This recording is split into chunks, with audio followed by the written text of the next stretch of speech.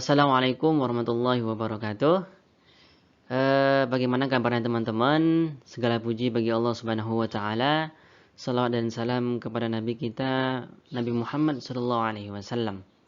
Selamat datang di Universe Class hari ini atau pada kesempatan kali ini teman-teman, kita akan mempelajari atau mendalami materi tentang idgham mimi atau idgham mithlain ya.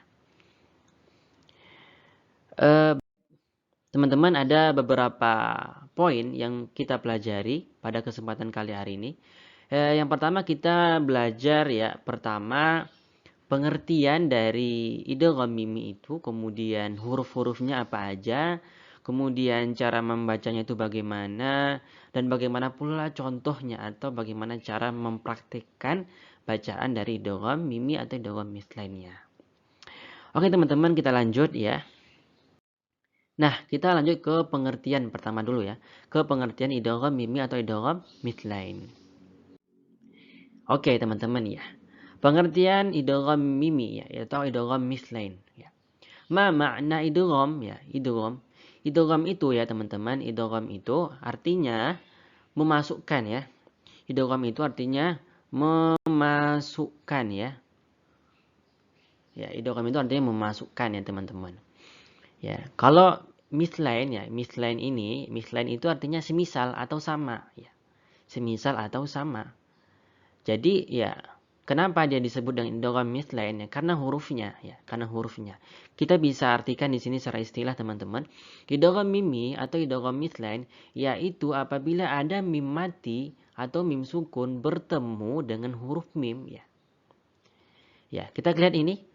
Mim mati ya atau mim sukun ketemu dengan huruf mim ya. Itu kan sama-sama huruf mim ya. Pertama, syarat yang pertama teman-teman harus ada mim sukun ya, mim sukun atau mim mati bertemu dengan huruf mim ya. Huruf mim yang berharokat baik itu fathah, kasroh maupun dhamma ya. Syaratnya ada dua ya, teman-teman. Pertama harus ada mim sukun ya, kemudian harus ada huruf mim setelahnya. Setelahnya harus ada huruf mim. Jadi kenapa disebut dengan idgham mithlain? Karena hurufnya sama, mim dengan mim gitu. Makanya disebut idgham mithlain. Kemudian kenapa dinamakan idgham ya atau memasukkan? Karena nanti kita membacanya adalah kita masukkan ke huruf yang selanjutnya atau huruf mim yang hidup ini, seperti itu ya. Kita lanjut teman-teman, huruf-hurufnya ya. Huruf-huruf dari idgham mimi atau idgham mithlain. Nah, seperti yang saya sampaikan sebelumnya bahwa idgham ya artinya memasukkan ya, mithlain itu artinya semisal atau sama. Jadi hurufnya itu hanya satu. Sangat mudah teman-teman menghafalkannya, yaitu huruf mim ya. Hurufnya hanya satu, yaitu huruf mim ya. Baik itu huruf mim yang berharakat fathah, kasroh maupun dhamma ya. Dia itu termasuk dari idgham mithlain atau idgham mimi. Tetapi teman-teman ingat, jangan lupa bahwa syarat pertamanya harus ada mim sukun, ya. Harus ada mim sukun. Nah, cara gampangnya bagaimana? Cara menggampang mengingat huruf idgham mimi biar tidak terbalik dengan hukum mim sukun lainnya ya. Caranya gampang, teman-teman. Teman-teman bisa lihat ini idgham mimi ya. Idgham mimi di sini ya. Nah, kalau saya pribadi teman-teman bisa lihat di sini ada huruf M ya dengan huruf M ya. Atau saya artikan huruf mim dengan huruf mim. Nah, artinya huruf mim sukun ketemu dengan huruf mim, udah gitu aja. Mim ketemu dengan mim, idgham mimi atau idgham mithlain ya. Idgham mithlain, idgham mimi. Jadi cara mengingat hurufnya gampang sekali, teman-teman. Kita lanjut. Nah, bagaimana cara membaca idgham mithlain atau idgham mimi? Ya. Nah, cara membaca idgham mimi ya atau idgham mithlain yaitu dengan cara merapatkan bibir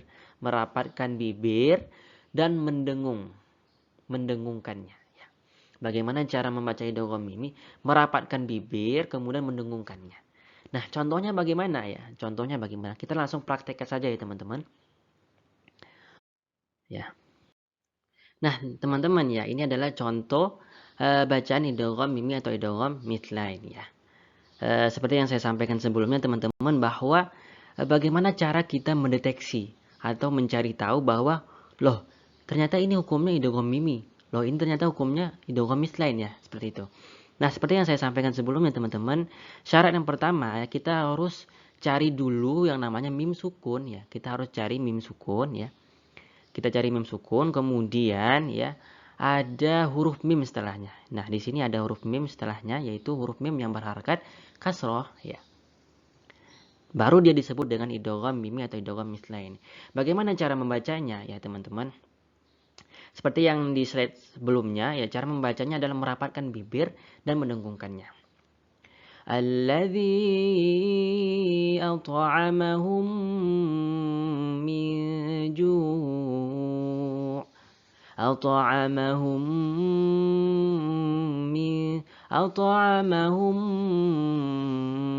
min ya, dirapatkan bibirnya ya. At'amahum min, jangan disamarkan ya, jangan disamarkan. Jangan seperti ini teman-teman. At'amahum, jangan seperti itu. Tapi bibirnya dirapatkan. At'amahum min ju' ya. Jadi cara membaca merapatkan bibir dan mendengungkannya. Berapa lama, Berapa lama? Kita cukup mendengungkannya itu sekitar 2 harkat saja atau 2 ketukan ya. Cukup 2 harkat atau 2 ketukan saja. Ya. Kemudian teman-teman contoh selanjutnya di sini kita bisa lihat ya teman-teman, ada mim sukun atau mim mati ya. Ya. Kemudian bertemu dengan huruf mim ya. Di sini ada huruf mim yang berharakat kasroh ya. Baru itu disebut dengan idgham mimi atau idgham mislain. Cara bacanya sama ya teman-teman. Dirapatkan bibirnya, jangan disamar atau di gini. Wa amanahu. Nah, gak rapat kan bibirnya kalau kayak seperti itu. Nah, jadi kuncinya dirapatkan bibirnya, baru kita nanti dengungkan atau kita lamakan sekitar 2 harkat atau 2 ketukan. Wa amanahum min khauf. Wa amanahum min khauf ya. Jadi seperti itu cara membaca atau mempraktekkan idgham mimi atau idgham mislain. Nah, teman-teman ya, ada juga penulisan di dalam Al-Qur'an ya teman-teman yang memberikan tanda tasydid pada huruf mim setelahnya ya. Misalnya teman-teman di contoh ini ya, misalnya wa'a manahum ya. Amanahum ya. Kemudian min ya. Min ya. Nah, biasanya ada penulisan dalam Al-Qur'an ya yang dia itu memberikan tanda tasydid di sini ya, memberikan tanda tasydid di huruf mimnya. Ada juga dalam Al-Qur'an yang memberikan tanda tasydid di huruf mimnya untuk memudahkan kita bahwa dia dengung gitu ya, dia dengung. Nah, sedangkan di contoh ini dia tidak diberikan tanda ini tasydidnya, tapi teman-teman bisa lihat di dalam Al-Qur'an teman-teman atau di Al-Qur'an yang lainnya juga teman-teman bisa mempelajari bahwa terkadang penulisan dalam Al-Qur'an itu ada yang memberikan tanda tasydid pada huruf mim selanjutnya atau huruf mim yang hidupnya seperti itu ya. Saya rasa teman-teman sudah paham ya bagaimana cara membaca idgham mimi, yaitu tadi merapatkan bibir kemudian mendengungkannya sekitar 2 ketukan atau 2 harkat.